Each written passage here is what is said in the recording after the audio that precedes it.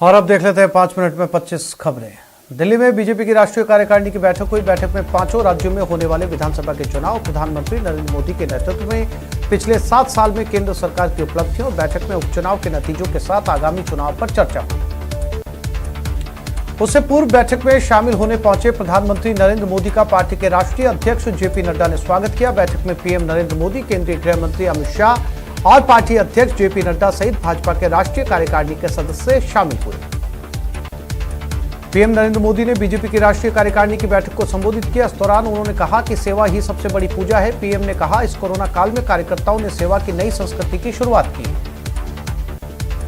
प्रधानमंत्री मोदी ने रविवार को भारतीय जनता पार्टी के कार्यकर्ताओं से सामान्य जन के मन में विश्वास का सेतु बनने का आह्वान किया और कहा कि देश की राजनीति में पार्टी ने आज जो मुकाम हासिल किया उसका बहुत बड़ा कारण जनता से उसका जुड़ाव रहा है। राजधानी स्थित नई दिल्ली नगरपालिका परिषद के सम्मेलन कक्ष में आयोजित भाजपा की राष्ट्रीय कार्यकारिणी की 1 दिवसीय बैठक के समापन भाषण में प्रधानमंत्री ने विपक्षी दलों, खासकर कांग्रेस पर निशाना साधा और कहा कि भाजपा कोई परिवार आधारित पार्टी नहीं है। प्रधानमंत्री के संबोधन की जानकारी मीडिया से साझा करते हुए केंद्रीय मंत्री भूपेंद्र यादव ने कहा कि मोदी ने आने वाले समय में भाजपा की कार्यनीति को बनाने के लिए एक बड़ा मंत्र सभी कार्यकर्ताओं को दिया है। उन्होंने कहा कि पीएम ने कहा कि भाजपा के कार्यकर्ताओं को सामान्य आदमी के मन के विश्वास का सेतु बनना चाहिए। यादव के मुताबिक प्रधानमंत्री ने पार्टी के इतिहास को रेखांकित करते हुए कहा कि भाजपा ने आज केंद्र में जो स्थान पाया उसका बहुत बड़ा कारण है कि पार्टी प्रारंभिक काल से लेकर और अभी तक सामान्य व्यक्ति से हमेशा जुड़ी रहती है। बकौल यादव प्रधानमंत्री ने कहा कि भाजपा कोई परिवार आधारित पार्टी नहीं है। पार्टी जिन मूल्यों को लेकर चली है उसमें सेवा, संकल्प और समर्पण जुड़ा है। कोई एक परिवार के साथ जुड़कर नहीं, पार्टी की परंपराओं को आगे बढ़ाते हुए और कड़ी मेहनत और परिश्रम के कारण हम आगे बढ़े। प्रधानमंत्री मोदी से पहले बीजेपी अध्यक्ष जेपी नड्डा ने बीजेपी की राष्ट्रीय कार्यकारिणी को संबोधित किया। उन्होंने उत्तर प्रदेश और पंजाब समेत 5 राज्यों में अगले साल की शुरुआत में होने वाले विधानसभा चुनाव में पार्टी के पक्ष में माहौल तैयार करने और संगठन को मजबूत बनाने के लिए कुछ लक्ष्य निर्धारित किए। जेपी नड्डा ने दावा किया कि पार्टी पिछले 7 सालों से केंद्र की सत्ता में है और पूर्व से लेकर पश्चिम तथा उत्तर से लेकर दक्षिण तक कई राज्यों में उनकी सरकारें भी हैं, लेकिन उसका उत्कर्ष आना अभी बाकी है। वहीं धर्मेंद्र प्रधान ने कार्यकारिणी को संबोधित करते हुए कहा कि पीएम मोदी की प्रशासनिक पहल को विकासशील देश और विकसित देश उनकी सराहना करते हैं। कोरोना काल में बेहतरीन काम की सभी ने सराहना की। बॉलीवुड अभिनेता शाहरुख खान के बेटे आर्यन खान को एनसीबी की एसआईटी ने समन भेजकर आज ही ड्रग्स मामले में पूछताछ के लिए बुलाया, लेकिन वो खबर है कि वो नहीं पहुंचे। बॉम्बे हाईकोर्ट ने महाराष्ट्र के पूर्व गृह मंत्री अनिल देशमुख को न्यायिक हिरासत में भेजने का विशेष अदालत का आदेश रविवार को रद्द कर दिया और उन्हें मनी लॉन्ड्रिंग मामले में 12 नवंबर तक प्रवर्तन निदेशालय की हिरासत में भेज दिया है।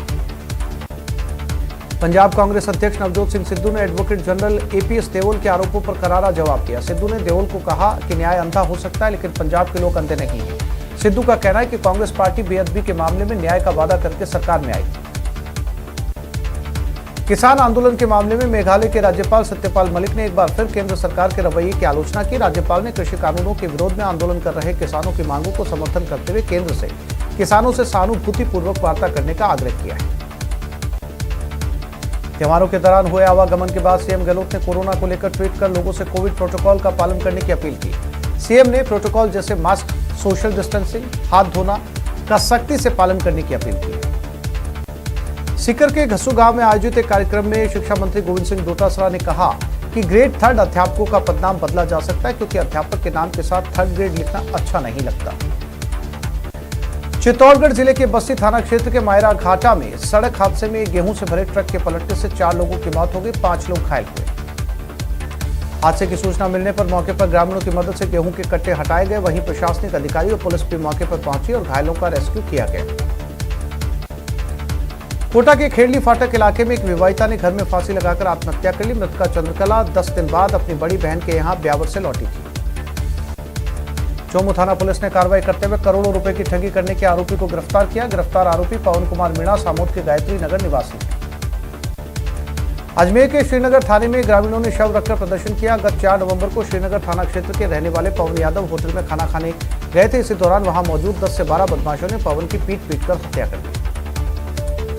भरतपुर के सुभाष नगर में एक मामूली विवाद को लेकर हुई फायरिंग में बाप बेटे की गोली लगने से मृत्यु हो गई। परिजनों ने आरबीएम हॉस्पिटल के सामने सर्कुलर रोड पर जाम लगा दिया। बाद में पुलिस के समझाने पर परिजनों ने जाम खोल दिया।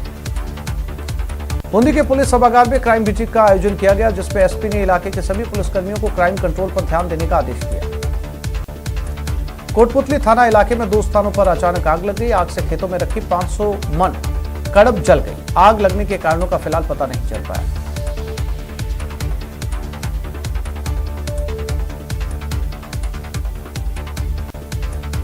और अब बात भरतपुर की, जहां मामूली विवाद में फायरिंग में 2